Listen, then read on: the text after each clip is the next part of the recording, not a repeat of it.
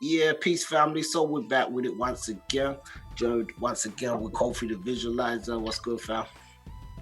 Telling me, my bro, I'm here, man. You good?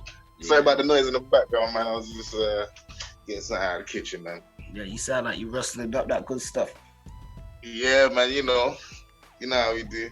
Yep. So speaking of rustling up that good stuff, I've got quite a few choice images that have been sent over to us from the WhatsApp group, and now these memes were sent over by one of the members. He wanted us to discuss the concept of black guys just being dogged out in social media at the minute, it seems, by white women, or what some would say less than attractive white women in some cases.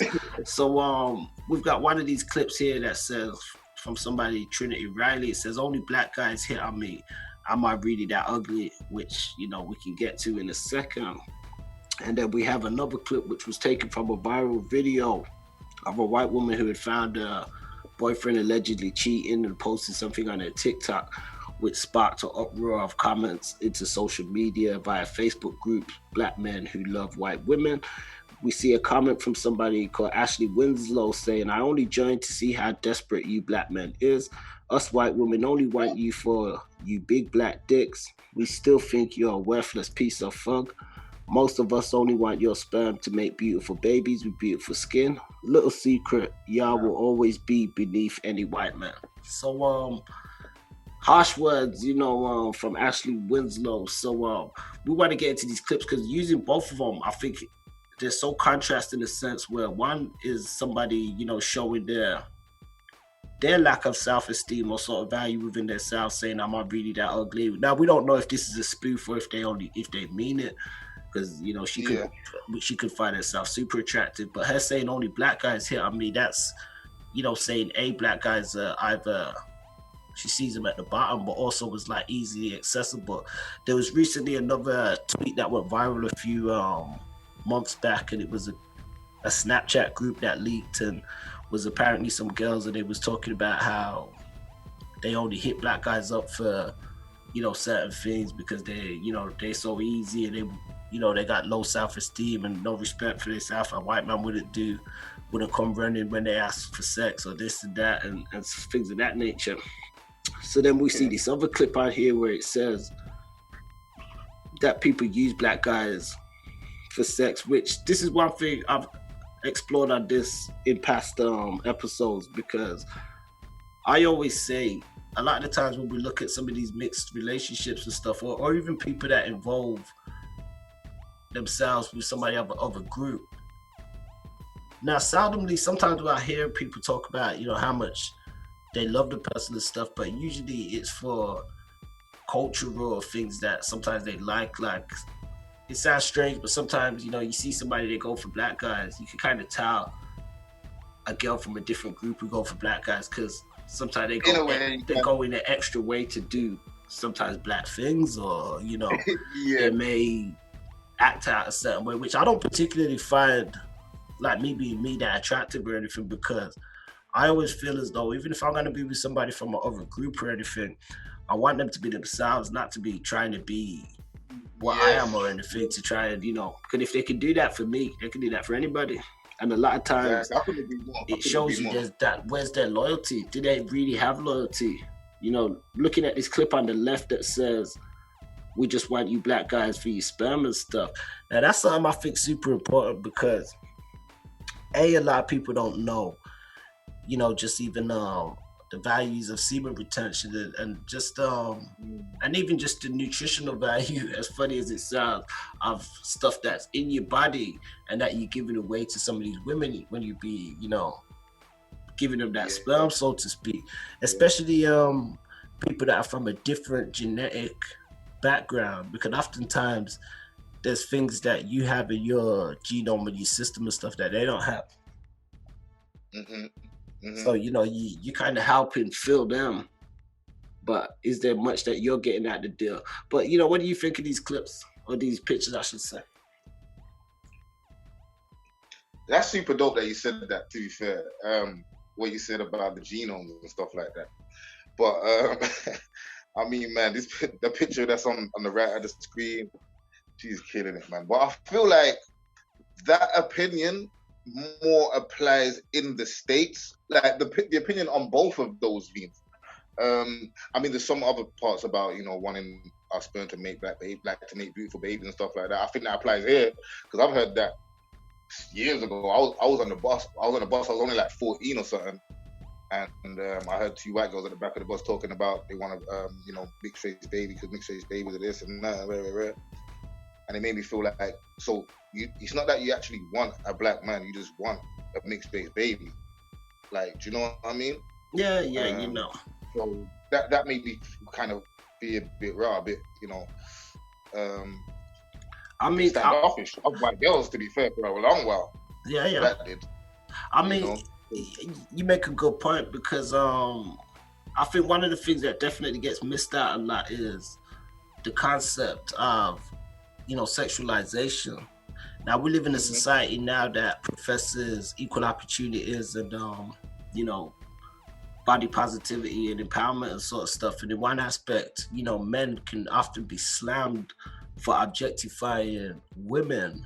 But one thing people don't necessarily deal with is a lot of the objectification of men. So and especially sometimes the objectification of black men. So because what we're looking at is a dehumanizing aspect, which some people may not realize. Everything has a counterbalance, you know, sometimes spiritual to the physical. So what you're trading with somebody you may not know, you know, you could think this is a little bit of fun. It's like they say sometimes that little bit of fun or that moment of fun costs you a lifetime of hell, because now you got a child and, you know, this child's coming up now confused and all sorts of stuff, and, you know, you ain't with the mom and that, and, you know, and that's not exclusive just to mixed families. That can go across the board. But yeah, sorry, you're coming in quite low, you know, your mic. Okay, let me. Yeah, you got a bit clearer now. How's it sounding now? Yeah, I got you.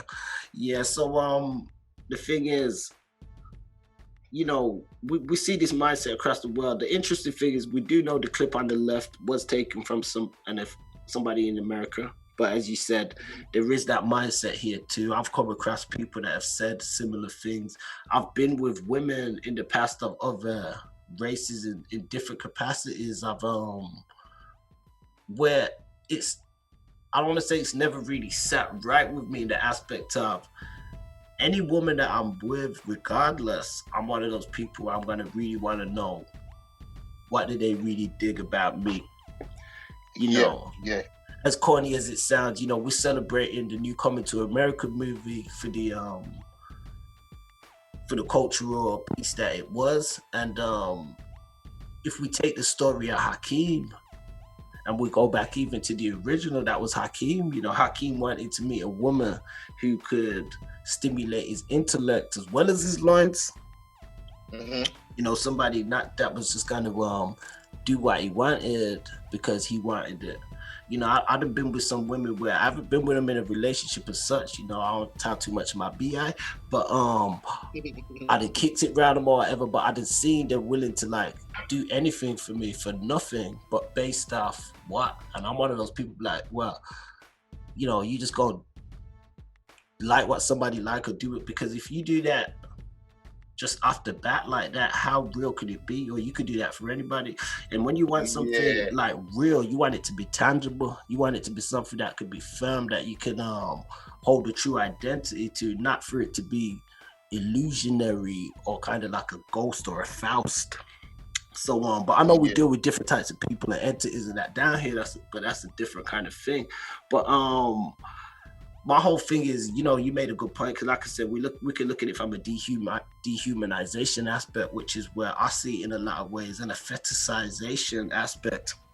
We recently did some studies where we asked 10 people what did they feel about interracial relationships, and we had, you know, different responses from them, which was interesting. And we also explored just the stigmas that exist when the person's black. But I think this whole concept with a lot of black guys where they feel as though some of these women like them for them, I think they're quite, a lot of times they're deluded, sometimes in their understanding. And I ain't saying this goes across the board like that, what the woman's saying on the left, that everybody feels like that. You know, maybe there are some valid, relationships out there like that where people are together for a true love of each other, not necessarily for an agenda. I was with an Asian girl in the past. I done a part one podcast on it. I got a part two to come at some point. And even with that, I explored some of the notions within that, because that was my first time being with somebody of that sort of nationality, and just how I sort of felt they was towards Black people. But because I feel as though when it comes to Black people, always want stuff from us. So like we see in this statement on the left, she says she want that BBC or that BBD, and but she still see him as worthless. But she wants the sperm to make something that she can produce from what you've got. So there's something that they need to extract from you to produce. A lot of times once they produce what they got no use for you no more. So it comes down to that same kind of idea of not like colonization, but being used in a sense where I think a lot of guys don't see it like that. I think a lot of guys don't see it like that. And I think a lot of guys, it feeds into our ego, innit? If people get their ego fed, so people think like it's always about them, innit? But, a lot of the time it's not. Sometimes, I think here in the UK as well, I feel like a lot of white girls now are, because they're being more fed that urban image, of the music and all that kind of stuff. I feel like they kind of look for that image in certain Black guys, because they don't always they like the same kind of Black guys that Black women like. You know what I'm trying to say? They still want that street, edgy kind of Black guy. They don't. You know what I'm trying to say? Yeah, a lot of times they go for a particular type. Like in the States, it could, the athletes and the rappers. But I know what you mean. And I know some, for instance, like dancers and let's say, for instance, they'll follow the bashment scene. So then they want a yardie because I know what Liz, the white girl, telling me the other day how much she loves yardies and that, and she, what I'm saying, like, but then it's weird because then it's like she's giving me the play, but then like she'll be watching music videos, she'll be like, oh yeah, there's Future, I like guys with dreads and all that. Then I like yardies. I'm just like, you just like Black guys, isn't it? Like, it's like, but it's the way you're trying to make me feel like I'm special, but then I don't know, it's weird, man. It's weird, like it's weird, but it's interesting you note that, because I don't feel a lot of people note that. I suppose it depends on their intellectual level and how they receptive they are to things. But I do feel there is a strong notion that exists in that sense where people feel as though, as you said, people can lambast you with something, or they can offer you something. They can, hug you and kiss you and cook you dinner and do stuff and, tell you, hey, babe, and, oh, yeah. I remember I was with this bro for about, in an entanglement for maybe 6 years. And the funny thing is, when you say entanglement now, people say, Jada, well, I say, entanglement, they just use the word. It's not like they made it up. I mean, it's actually in the Bible, which is why it get deep, and that's probably why Jada use it, because they quite still, in tune with some stuff.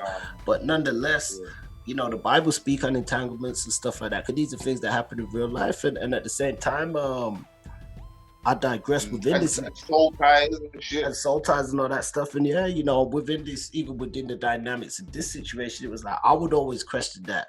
Like, anytime this person would be like, oh, I love you, this and that, I'll be like, well, now you don't. You just love like the BBD, and I'll be like straight up with that. That's what you love, and that's And when you ain't getting it from here, you go find another one, and then you go get it from there.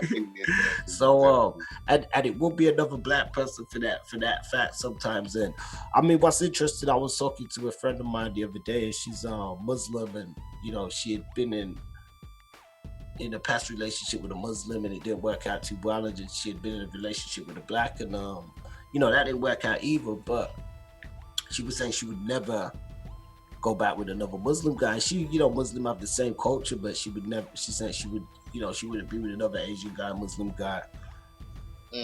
So what was her reason for that?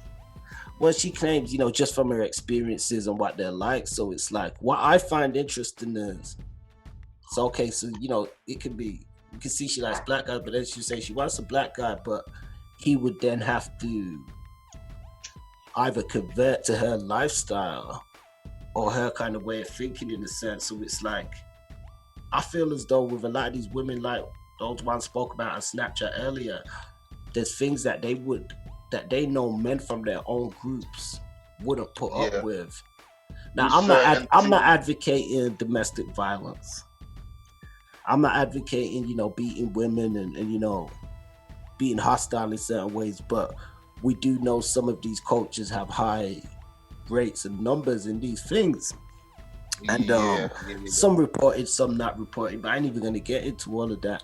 And but nonetheless, there's certain things that some of these women may, when they get with a black guy, as bad as I think black people get harsh criticism, maybe black relationships dynamically are different when it comes to blacks being with black women and being with each other. But I think some black guys are more, I don't say they act nicer when they're with somebody of a different race, because they may know how to act nicer with them, but that doesn't mean it's necessarily real, because I feel some of them, they know how to kind of reel the guys in with a certain kind of manipulation to a degree. Manipulation in a high degree in a lot of ways. There's definitely, I think, and some of that could be said to come in with just the wiles of a woman, because they won't put their best foot forward at first anyway. You know what I'm saying? So a part of that definitely about being on point and be yourself. But I mentioned the girl earlier because, like I said, she said she wouldn't want to be with another, but they want to be with the black guy, but then expect the black guy to do stuff or put up with stuff that they know the guys from their groups wouldn't put up with. So you're supposed to kind of go in and be this sort of blank canvas or slate for them to, as you said, sometimes manipulate or mold to how they want. Or, they want to get somebody out of a certain mold, and then when they actually see the reality of that mold, and it's too much for them to really deal with, they're not really going to stick around. Because some say, not that every relationship's guaranteed to stick around, but if you, with somebody of your own culture, for the most part, you face the same sort of struggles and stuff, and the understanding is generally the same, where they probably ain't going to quit on you, or they can't quit on the struggle with you. Sometimes they're going to be in it with you. Whereas some of these other people, they ain't necessarily going to understand your struggle and your afflictions and stuff. They may just want what they want from you, and can't meet your needs on a different level, And if some people are just happy with that. If you're happy with that, it's different. Some people, they're happy with that. Because it's all done on a superficial level, man. I think I spoke about this before when I was saying, like, to black guys, like, listen, man, a lot of these girls from other races, and you know what, sometimes they even have within our own race, but a lot of these chicks from other races, they don't really feel us like that. It's just a superficial thing, and sometimes it's like it's a bit of a romanticized fetish, because they fall in with they romanticize the fetish by falling in love with the image. And falling in love with how they think things are going to go in their head, but then they only want to get to know us on the surface level. They don't really want to understand us. They don't want to understand the complex level. Bring it out. I don't feel like they want to understand that sometimes until they maybe have a mixed race baby, and then they kind of have to start to understand that, because it's going to affect their child in certain ways. But and the thing is, sorry to interject you, I was going to say, oftentimes then what we do see, just to make it known, is, when that does happen, most of that time, then the relationship is over. They don't, seldomly they still together. And I feel like, as I say, a lot is done on a superficial level. So you might meet chicks from other races or cultures who, when you talk about being together and catering to each other and things like that, it's like it goes beyond the bedroom, man. It goes beyond. It's can you even cook the kind of shit I like? You know what I'm saying? Like, just little dumb shit like that. And are you willing to learn if I were to teach you how to do that? Well, here's another crazy thing, because I think some of that's superficial too, and that to me that leads. Well, that is you're right. A lot of sometimes that. They use that as debate. I was gonna say that leads as debate, and they can pick that up from one man. You know, that they could pick that up from one man that had been around and made them talk about the cook or whatever, made them cook something, and then from that's it. You know, that's their bait. Now I can cook that food. You know, because anything's a bait. You know, the thing is, I always, I used to say to my guys, it's like when you see some of these girls online, and if you see them or you see them out and they got a mixed child, so they like black. Some of them they put it out there. They put it out there in a sense to let you know, and it's the same. They put it out there, as you said. And sorry to cut you, FONZi, but certain times these chicks could have like 2-3 kids, but they only posting a picture with the mixed face one. Exactly, they know what they're looking. So they know what I'm trying to say. Like they want you to see that, so that it's like a signal. Yeah, I like black guys. Like, but at the same time, sometimes I feel like we do that superficially. Like I think sometimes we do that as well, unknowingly. Everybody. Like I've been with man that like we walk through town or whatever, and a man's looking in the buggy to see if she's got a mixed face. You know what I'm trying to say? I've seen man that do that. So it will be done. It definitely goes both ways, but I feel like man, sometimes they do like to put that out there just so we know, or they'll start sharing certain memes with black people in the memes, like it's black people in the memes, and they're talking about love and relationships. I mean, I get worried if I see too much of that. When I go on some of these social media, I see some of these posts, and it's all hip hop and R&B music and bashment and memes of this and loving housewife and this and I'll be like, okay, I see where you pushing the memes with the N-word in there and shit. And I mean, that go with that. I mean, they've been doing that for the past few years, man. Some of them ain't even doing that just within their group. Some of them, even the PC ones, been doing it just and they ain't even the ones looking to be with black people or not. That's true as well. Some of them, they just posting them memes and them shits now like it's nothing, but it's definitely, and in terms of these memes, I'm sure we'll be seeing a lot more. We encourage people to continue to send them in. You can send in any voice messages at anchor.fm/bout-that, so bout that. And so you can always send us any messages on the Spotify and the email about.online.com. So this is another one that I think it's just one of those topics where I feel as though people just gotta be wise to the game and wise to what's going on around them and just not be used. If you got, I suppose it's one of those ones, if you got value in yourself, you can't really be devalued. But if you don't really know, true value. And one thing I realized before we kind of end this is, with a lot of our people, and maybe a lot of people generally, it took me some years in understanding where I was like, self-esteem and confidence aren't exclusive to each other.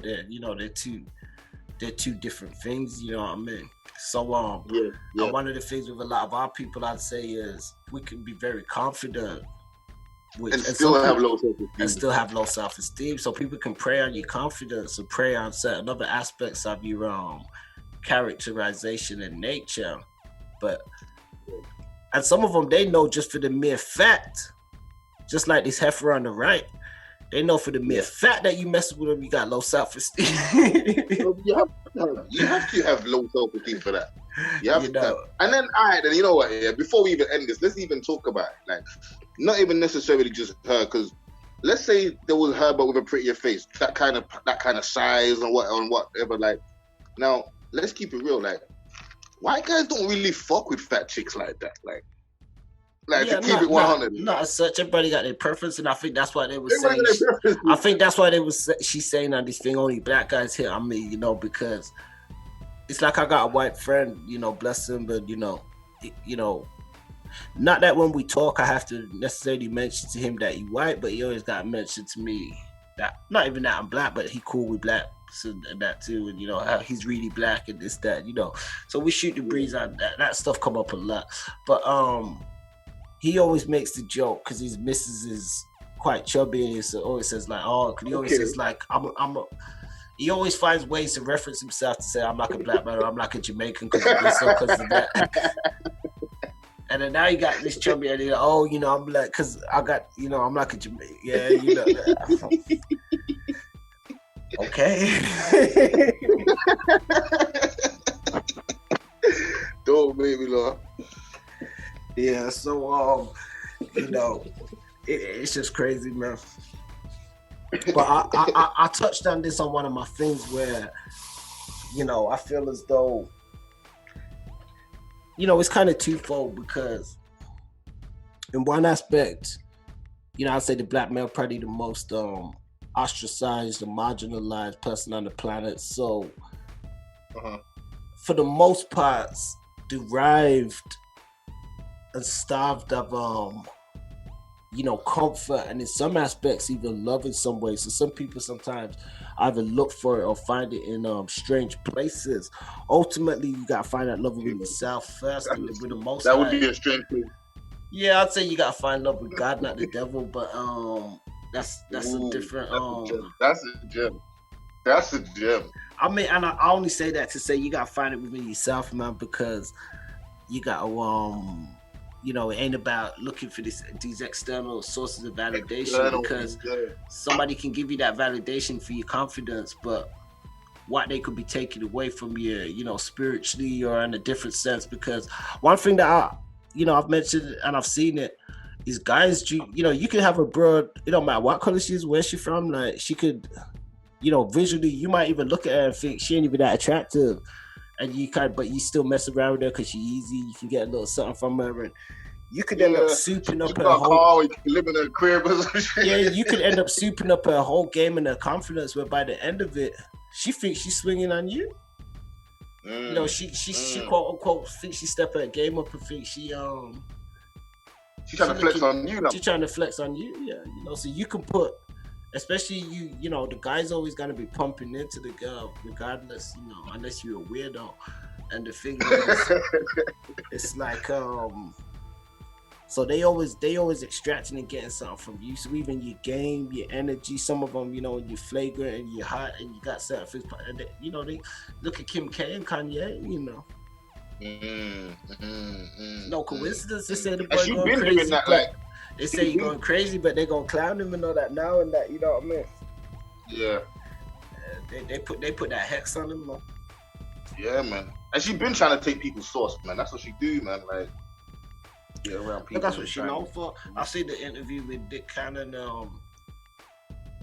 you know, and he was speaking, and I think when he introduced him, because I think, you know, he kind of alluded to that he may have had, you know, he'd been around with her or whatever, but she was at his crib or whatever, and Kanye was there. This is where Kanye was kind of, you know, getting hotter or whatever, bubbling, and, you know, she wanted the introduction, and the rest is history, you know. Yeah. But some of these people, that's it. Once their need for you is over, it's done. And as we've seen with the recent divorce filing, it seems her need for Kanye is over. When you think of it, you know, that's why I respect Ray J. Ray J kept it 100. Yeah. And kept it pushing. I mean, you know, I'd have messed with some of these others, but to the degree that I mess with them, I'm gonna treat them how, not saying a bad way, but I'm gonna treat them how I see them. Yeah. Good, bad, or indifferent, like I treat anybody. But my point is, I ain't gonna put nobody on a pedestal, on no fake pedestal. No. And the thing is, that's why I read Ray J, because it didn't matter whether her family had money or this, that, and the other. He kept it 100 as a street dude. He knew what the deal was. Like, he knew she was a skeezer in a sense, so he didn't necessarily treat her as like, yeah, he may have probably got caught up a bit where he was like, you know, probably hit it for a long period of time or connected, you know, probably was a bit emotional when they finished and put out a diss track. I don't think he was even emotional like that, man. I think he was just having his fun. Well, you know, I don't mean crazy emotion, but, you know, I'm just saying it's like, you know, a human being at the same time. So, yeah. But my point is, he kept it G. He didn't, you know, I ain't saying he's emotional like in a bad sense. Like, he was more emotional, because if there was no emotion whatsoever, it wouldn't have said nothing. It wouldn't have been nothing to say, you know. Maybe, yeah, you're right. Because all emotion is energy moving forward, you know. So whatever energy it took from him, to kind of put her on blast and just put that out there. That's what he did, you know what I mean? And it was he kept it a buck. So, you know, he dropped that record, I Hate It First, you know what I mean? Yeah. He did, man. But yeah, you know, but peace to Kanye, man. I hope he did put out a tweet a few months ago likening his life to the movie Get Out. So hopefully, you know, this is a sign where he can yeah, man. We've been watching that movie, man. We've been watching him starring in that movie for a number of years, man. Yeah, so, I mean, you gotta keep it a buck, man, sometimes. And you know, I like Jay Electronica. He was with that Rothschild woman. Oh, yeah. You know, man, which people find it's one of those interesting dichotomies because people always say, you know, can you be pro-black and then be with somebody ever, you know? So it's it. Sometimes these things happen, you don't plan them, it's life, but I guarantee he probably kept it thorough during the situation, and that's when you see the testament. Sometimes that's why he ain't with her, you know. And he don't really be out there with it like that anyway. It's not like because he ain't trying to do it for popularity, exactly. You know, if it's real, it's real. If you're trying to do it for that popularity, whatever. And, I mean, I did like the fact that he put that bar on his last track, and what did he say? He said, I think it's like word to the scholars. I bet you a Rothschild I get a bang for my dollar. No, the synagogue say it want me to hang for my collar, but I'm protected by the Most High's Sapata Wata Allah or something. Like, he was just going down. I'll put out for my nation like I'm King T'Challa. Destroy any old Yiba who try and cause Wahala. You want it. He was going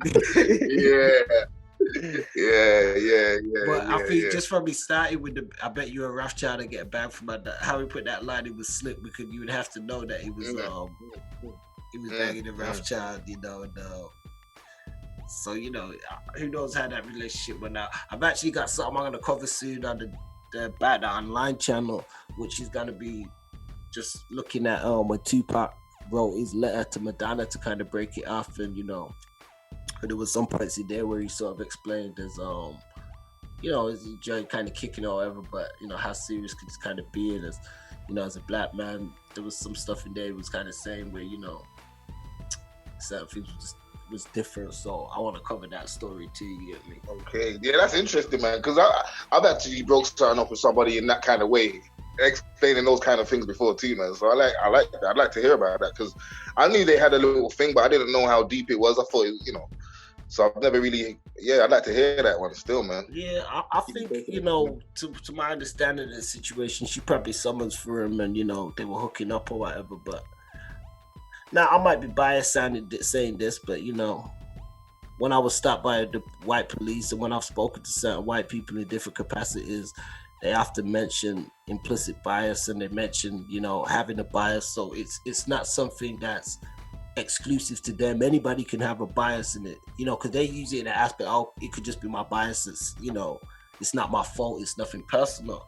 So I say that when I say stuff, I may have a bias too, which is it's not my fault, there's nothing personal, you know, just like them. So I say that to say this, like I feel as though black men are so caring like that, and I know you probably even have a lot of black women who probably disagree, say, where you go with this, or people think, I feel as though there is that level of a caring nature that exists with black men that and some of these other, I think these other women and that from other nations, they know that somebody said it before, that they know if all they gotta do is really just kind of be nice to you or show you like one level of kind of love, and you kind of magnify it in a different sense of what you show back to them. But the thing is, I feel as though we just, you know, be so caring in that aspects, and sometimes we'll connect with these people and the intention may not for it to be as deep as it may get sometimes. It can get like that nature, but because we have that nature, and I think that's kind of what happened with Pac, you know what I mean, in that situation, because I don't think it was a thing he went out like looking for Madonna or nothing like that. She had the story probably told. I think she probably requested his company, or you know, and they were, hooking up, spending time. But I think, it just came to a point where he knew he had to break that there off like that, I hear that. So, but anyway, we're gonna wrap this up. Let us know your thoughts in the comments, guys, on this topic. If you've had any familiar experiences or circumstances, do you think only black guys hit on certain types of women? And do you see the concepts of fetishization and dehumanization from other ethnic groups? So yeah, don't forget, catch us next time. Don't forget to like, share, subscribe. Let us know your thoughts in the comments. Stay up, stay woke, and always look out for you folks.